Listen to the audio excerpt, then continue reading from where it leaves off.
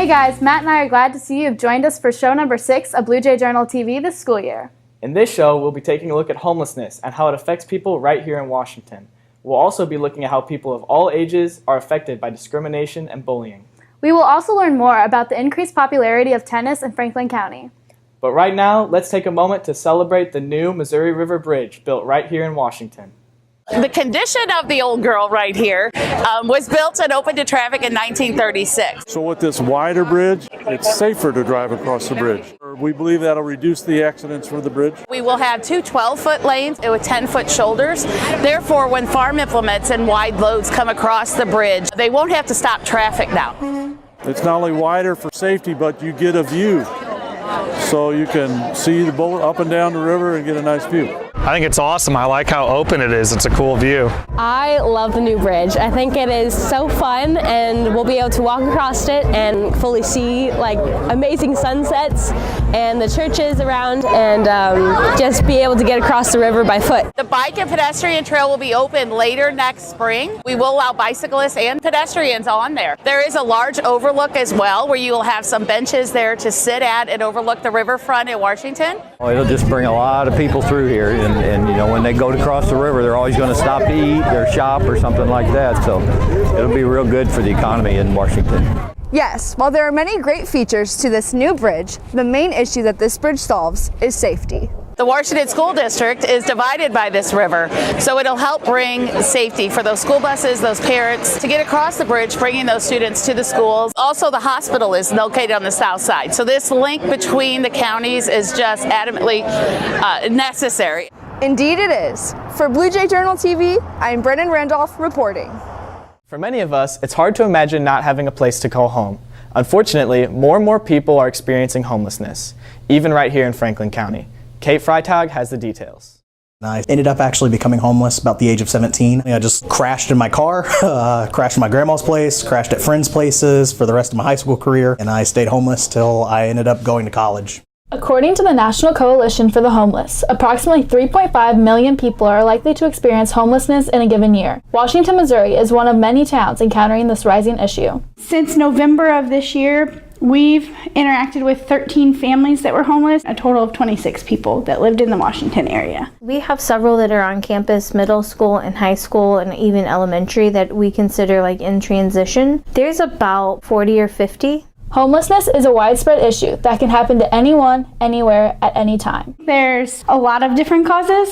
Some of it is people's choices. The obvious answer that people always go to is the substance abuse issues that are out here, and yes, that causes some of it, but there are other causes too. There are a lot of people that are actually working and then really trying, but there's just been like one family crisis, and then it really set them back and they could not seem to catch up. It's very surprising for some people how easily it actually you can become homeless without even thinking about it. Homelessness can look very different. It could be people that are living in motels, living in shelters, maybe even living in their car. A lot of times it didn't seem like I was homeless at first. I would work good 40 hours, not think about it, do after school clubs and stuff like that, go to church, go to friends' places during the weekends, and then just crash at my friends' places all weekend long. You just mask it. Like, you don't really think about it sometimes because it just sort of becomes a part of life. But in reality, you're homeless. With homelessness on the rise in Franklin County, there is a great effort to bring more awareness to the problem.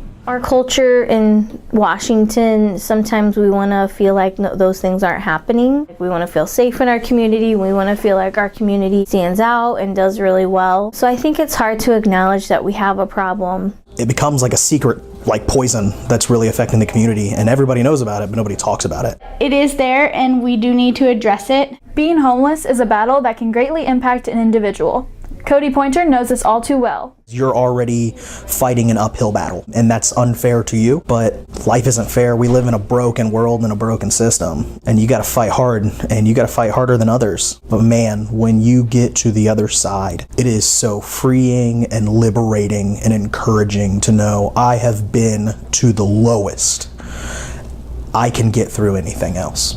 If you or someone you know is homeless in the Washington area, please contact the Homeless Task Force at 636-221-1119 or Grace's Place Crisis Nursery at 636-432-1313.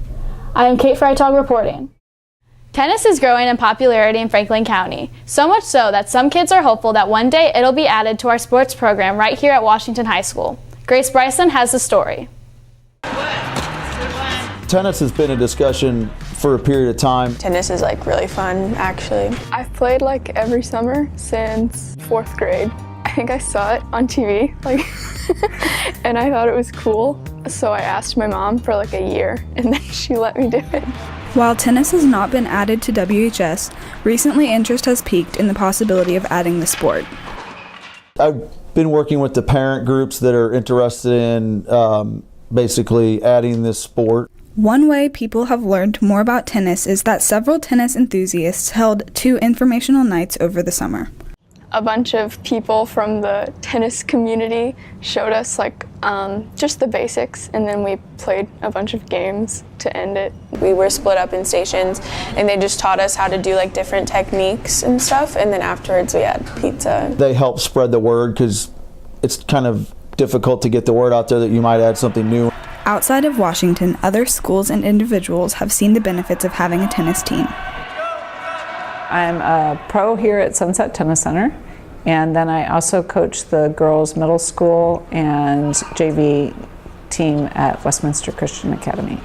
The people that are involved in tennis are just amazing and awesome. I've learned a lot more about myself and just like my abilities to be a teammate. My freshman year, it totally raised my confidence. It made me super excited to start school. I already knew a bunch of new people. Even though Washington High School does not have a tennis team yet, Elizabeth Barker has some words of advice for those who hope to get the ball rolling on their own. I see it as a sport for a life.